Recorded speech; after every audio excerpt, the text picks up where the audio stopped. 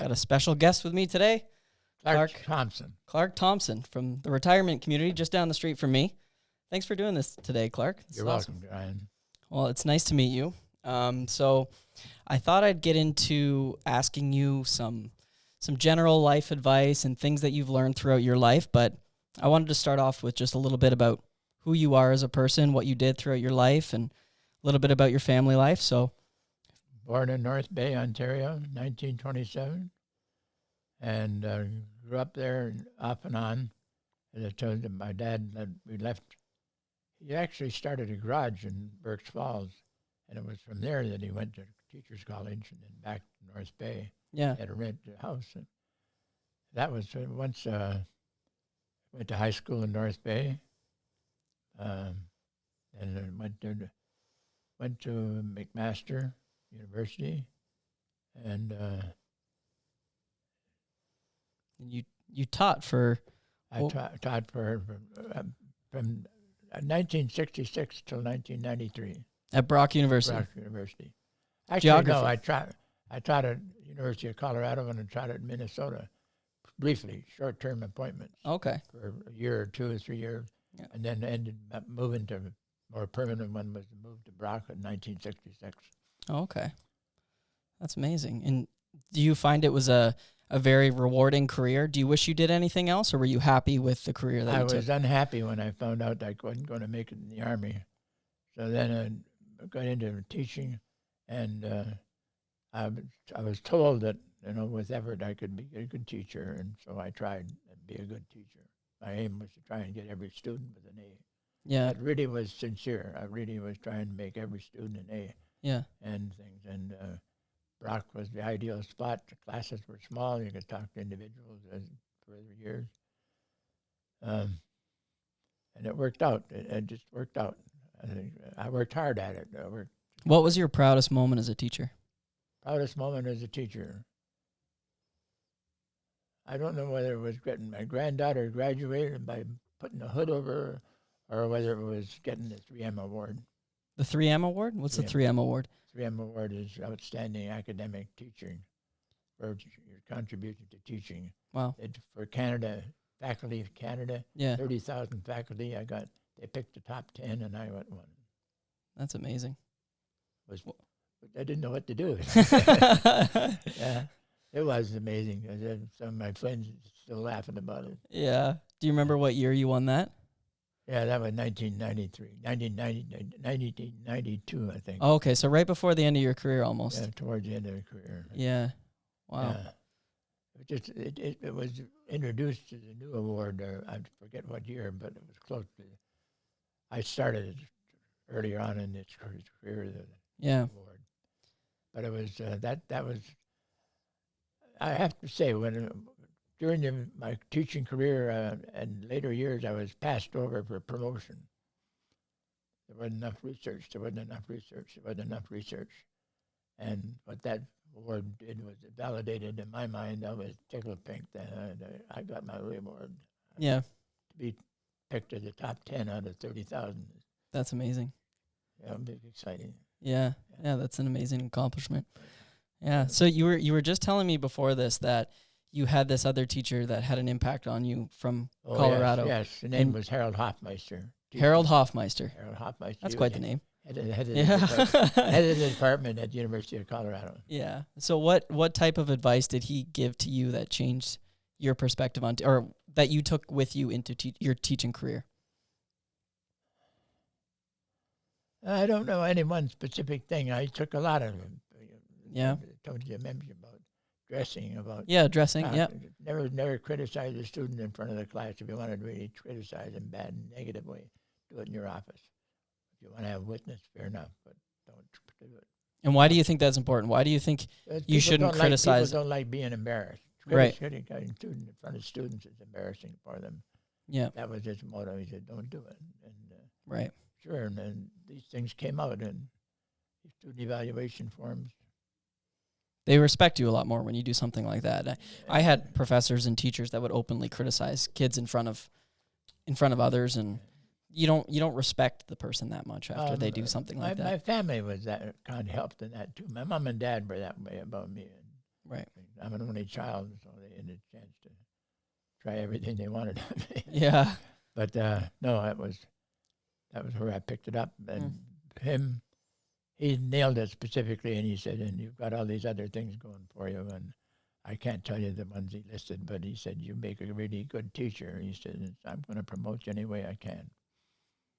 That's And amazing. he did. It's nice to have someone that has that faith and backing in you as well. And he was good. I mean, Yeah. I knew he was good. Yeah. The students knew he was good. He was a great guy to Right. take a course from, Yeah. and he knew what he was talking about. Yeah. Well, that's great. It's all, yeah, to find a mentor like that, to get it. Just talk about your blind luck. Yeah. Why did you pick Colorado? I'll tell you. I picked University of Colorado over two others because I had never seen mountains. Did you get to see mountains afterwards? Got to see mountains. There you go.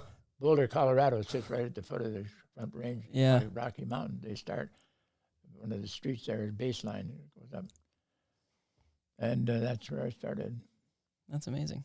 Yeah, but I saw mountains and enjoyed Yeah, it. you saw mountains. You got to see. And Hofmeister, he took me out fishing with him, Yeah. fly fishing and things like that. And we'd talk, just talk generally. Yeah. Stuff. I'm having a difficult time telling you what did I pick up specifically, but nothing specifically other than what I mentioned already.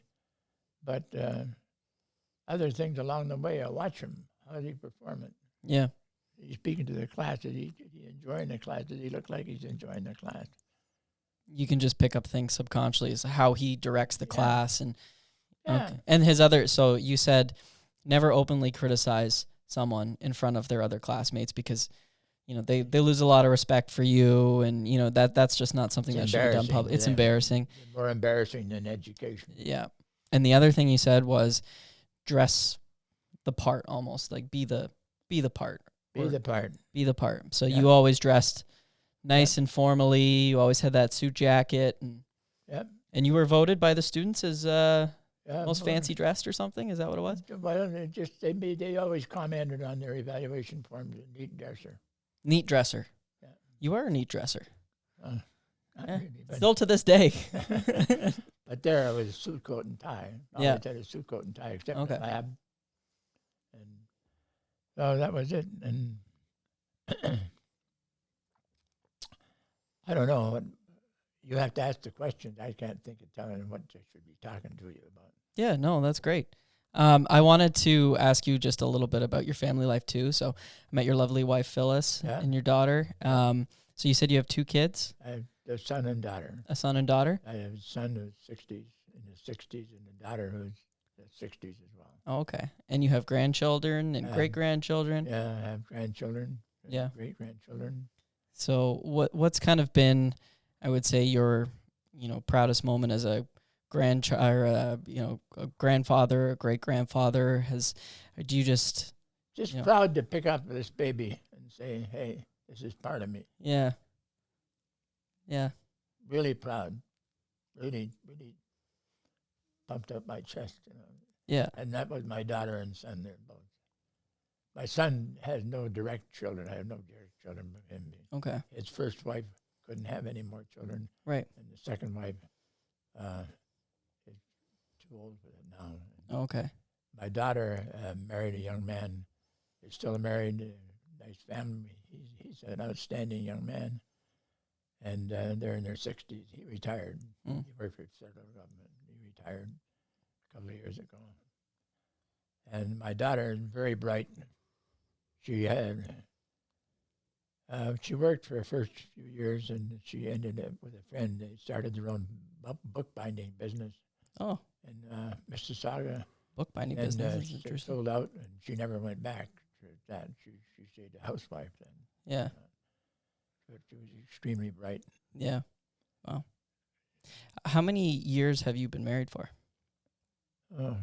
This is our second marriage, and it's about 93 now. And it's 2003, so I guess 30 years 30 years. for this one, and I forget how many years before that for my first wife. So Yeah.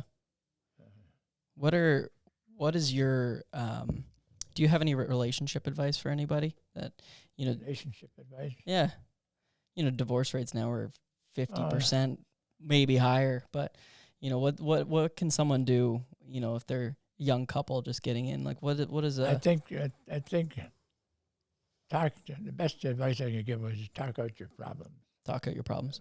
in a rational way, like not get too excited about it, but talking about your problems.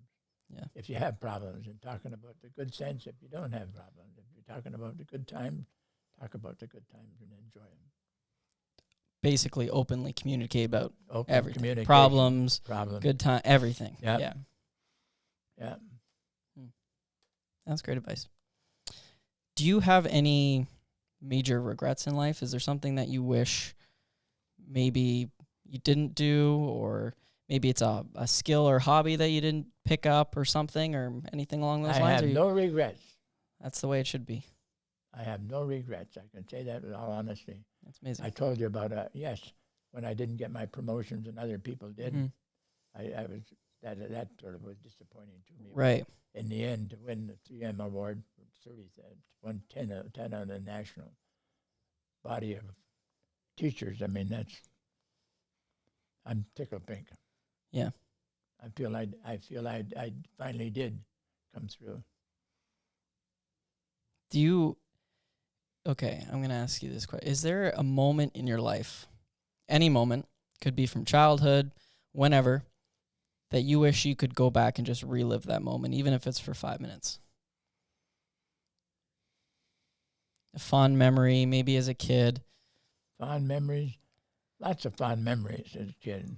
And I have no negative memories as a child growing up. I Yeah. grew up. My parents looked after me while I was only a child, but I've thought about that several times, and I have no regrets. Oh, that's good. That I can think of. At the time, there were regrets, but everything worked out in the end.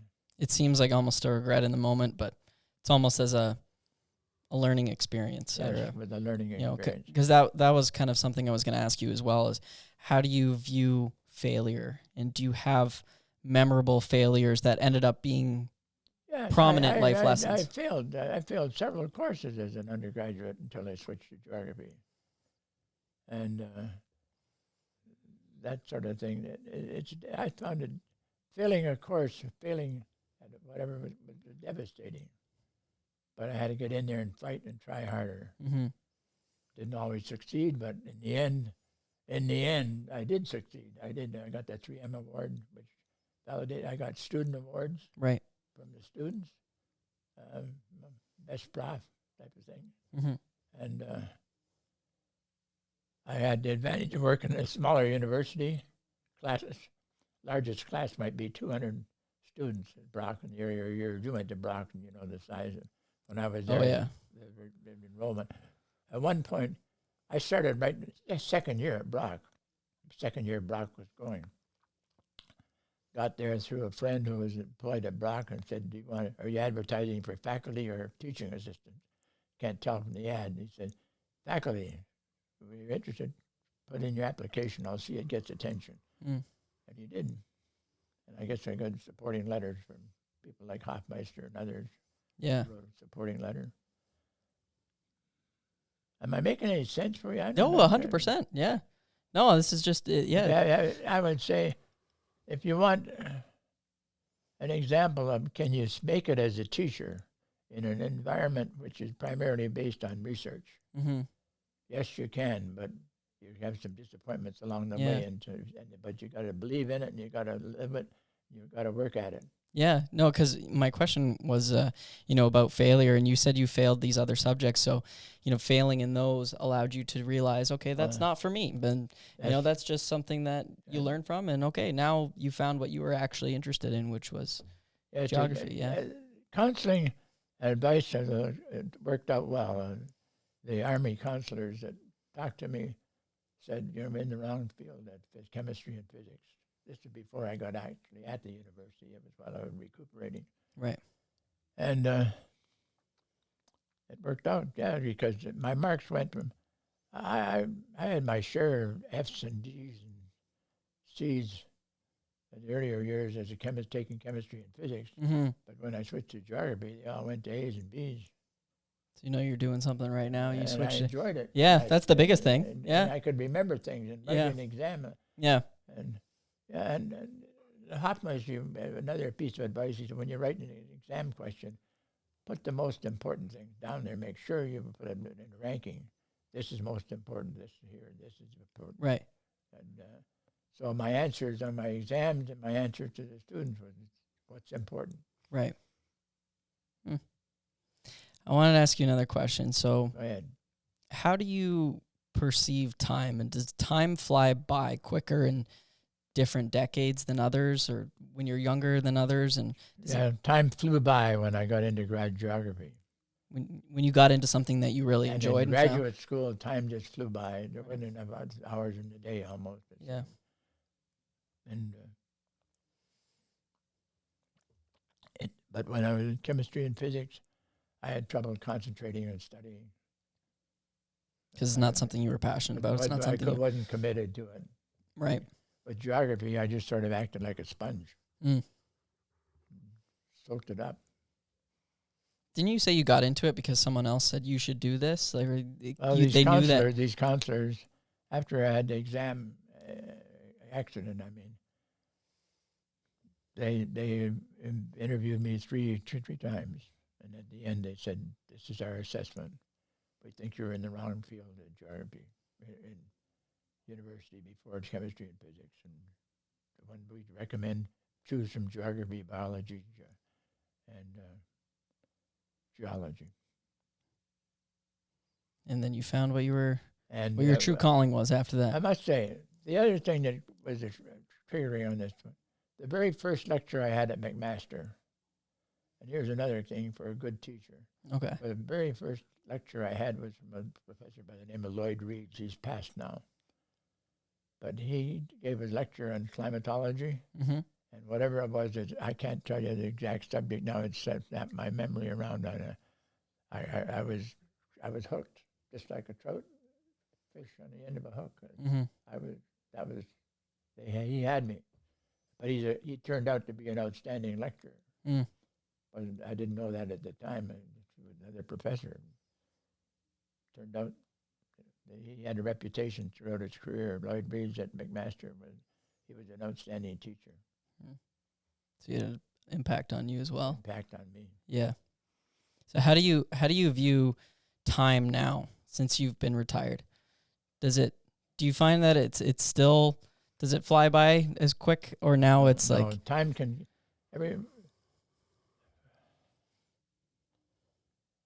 I don't know. I didn't notice it when we had a house and then we moved to a condo before we came here. We came here because my wife fell and broke her hip. And the counselors at the hospital, where she was recuperating, said, "You've got 10 days. We wouldn't let you take her back home. So we'll release her right now. But you've got to find some place to put her where she can have help and assistance in recuperating." And they recommended that I went to retirement centers like this, and then it gave me 3 to have a look at. And I interviewed 2 of them and picked this one, and it was a good choice, I think.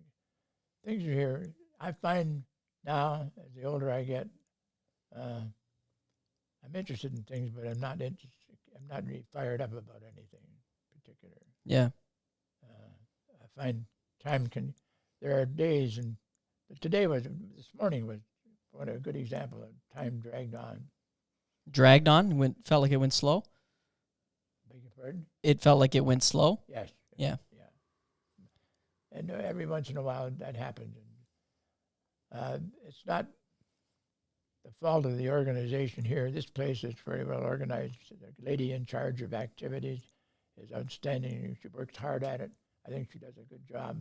I just haven't found anything that sparks you. You haven't found that geography of the retirement home yet. That's right. Yeah. Well, you just got to keep looking, I guess, and see if there's something. Yes, I keep looking. Yeah. Yeah. Every once in a while, I go up to the library, look at the magazines and books and things. Yeah. You a big reader?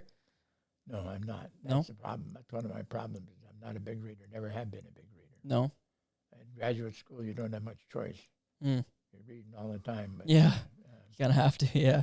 to survive. And, Yeah. but I was interested enough that I did read all the time. Yeah. Or I wouldn't in chemistry and physics. Right. Okay. Okay, so another question for you. What habits would you say or recommend someone in their youth pick up when they're young? Is there anything that you would say to someone, start doing this now? It'll compound over time, or any kind of good habits that you would say? Or I'd say reading. reading? I do. Yeah. Cultivate some type of reading. My parents didn't provide much guidance in that respect. My mother tried, but she didn't hit the things that set me off. But I think you should try doing it. And in contrast, one of my very good friends from high school, Mm-hmm. father was a mine manager at New Golden Road Mine, and he grew up there. He read. He was always reading. Mm-hmm. He ended up as one of the executives at IBM. Wow. I didn't find that out until earlier this year. Oh, really? Well, I ran into one of the people that was in this program, retirement center, was in there, and he said, we were talking at lunch, and he was talking on it, and he said he'd been IBM. I said, did you? I thought that, well, I'll say this anyway, that this is in my mind. I'll say it anyway. Mm-hmm. I said, but, at IBM, did you ever run across a man by the name of John Aitchison? This guy jaws dropped. He said, you knew John Aitchison? He said, my God, he was a real outstanding member of the IBM executive. Mm. I don't remember what he formed, how he got, but apparently he set the world on fire when he was at the IBM. Wow. And he was a big reader. Always reading. Always reading? Always reading. Always trying things. Always. He read about it, and he'd like to try it at home. Read about it, like to try it I think that's the big thing, because I think today a lot of people will read or consume a lot of things, especially on social media or videos. They'll just watch things and they'll learn it, but they won't put it into practice. So you're saying this guy that became a big IBM executive, he would read a lot, but he'd put it into practice. Yes, exactly. Like John would read about radio. About how to make a radio when you're a kid. Well, he made a crystal set, brought it to school on D-Day. He brought it to school lots of days. There was one teacher, Latin teacher, woman, lovely lady. When we were in our last class in Latin, she asked us, she said, John, I'd like you and Clarke to stay. She said, I watched your career. She said, I'm proud of myself that I could tell if kids were cheating, talking, passing notes, whatever. She said, but I've never caught you people. And she said, but you do it. I know you do it all the time. We said, yes, during the war we had to learn Morse code. We stick our feet out in the aisles and tap out Morse code. Oh, yeah. That's quite a cool skill. That was kind of another question I was going to ask. Do you have any unique or hidden skills that... John made a crystal set in a book, cut out a book, made a crystal set from some of his reading, how to make radio. And in the middle of class, he jumped up and said, the war's over. We just won. From the radio that he made. The radio, he would listen to it in his ear. Oh, my God. Put an earphone in your hand. That's incredible. Wasn't it? Wow. I can only imagine someone making a homemade radio, then finding out that the war is over in class, jumping up from that. Well, he'd been listening for days. Yeah. The end was near, and we all knew that, but when? Yeah. And he had that down pat. Yeah. Oh, very cool. But just the chance of I'm sorry I didn't get the chance to meet him. Yeah. He was still alive, but, Yeah. After we went to university, we lost touch. Right. I don't know what happened over the intervening years, but he obviously was a success at IBM. Yeah. Wow. That's very cool. So it was definitely read. There was made me feel good. Hey, I worked with John Aitchison. Yeah. That another one of those nice feelings. Yeah. Very cool. Okay.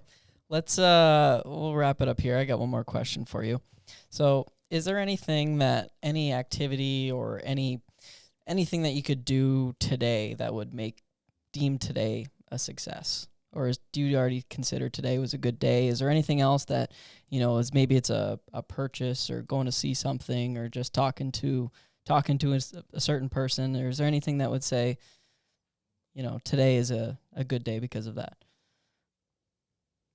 Well, talking to that gentleman and meeting and having him know that John Aitchison, my friend, made that day for me. Yeah. I really didn't have any high hopes. I was expecting answers like, well, it was a big corporation, there's thousands of people there. So Right. I heard it. Oh, that was just the other day that you found that out too, right? That was early this summer. Oh, okay. Passing summer. Okay. These people had just moved in Yeah. and were having lunch. Yeah, yeah. And Oh, that's very cool. I'm sorry John long passed away and before I got a chance to Yeah. find out. I'd love to be able to renew acquaintances, but we couldn't, of course. Yeah. You would have liked to talk to him if you could have, but yeah, oh yeah. Yeah. And he would have talked. Yeah. He would have invited me into his office, and he was a very hospitable person. Yeah. And his folks encouraged all this. Yeah. This is the other thing is I think would have been my folks would have encouraged me anywhere if they knew what to do, but my dad was more interested in sports than he was in academia. Mm. And my mother was a good reader. That's how my dad happened to go to teacher's college. She read about it in the paper. There was a teacher's college for vocational school teachers. Right. Not academic courses, but for vocational school teachers. Right. In Hamilton, organized with Hamilton Technical College in Hamilton. Mm. I'm traveling on. Sorry, interrupt me. No, that's good. No, that was kind of the gist of it. Do you have any closing remarks? Do you have anything else you want to say? No, just that I've enjoyed my career. Yeah.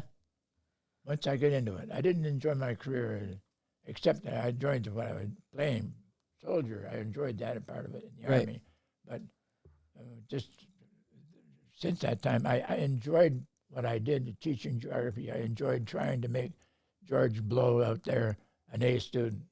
Right. You enjoyed seeing the success in other people and seeing your students succeed. Did I feel I was successful? I was disappointed I wasn't successful in majority of students. Right. Not majority of A's, but I tried. I knew I tried. Yeah. And I knew that some of the ones that I tried, it worked. Right. And that was enough success to go on. Right. A little bit of success here. You can't. A little bit of honey makes a little bit of honey. What? Sorry. Makes the medicine go down. Whatever you can make that sweet. Yeah. That was me. That's good. You helped who you could, and I worked hard at it. But Yeah. I had some successes. Yeah. That's good. You had a great career, and you enjoyed it along the way. That's all that matters. I don't know whether to tell you to look about the reward for the 3M thing, but you could probably get it at Brock. Yeah, I've seen it. I looked it up. Yeah, that's awesome. Yeah. Well, Clarke, thank you very much for doing this. Well, It was great meeting you. Great talking to you. Well, it was great talking to you. You make me feel good, I'm pleased. I'm pleased with my career. That's good. I'm pleased with the people I ran. Yeah. And my wife was the secretary up there. Yeah. It was a great contribution. I don't think you mentioned that, but Yeah. just let it go. That's good. No, that's awesome. Well, thank you so much. Not at all. All right. Take care.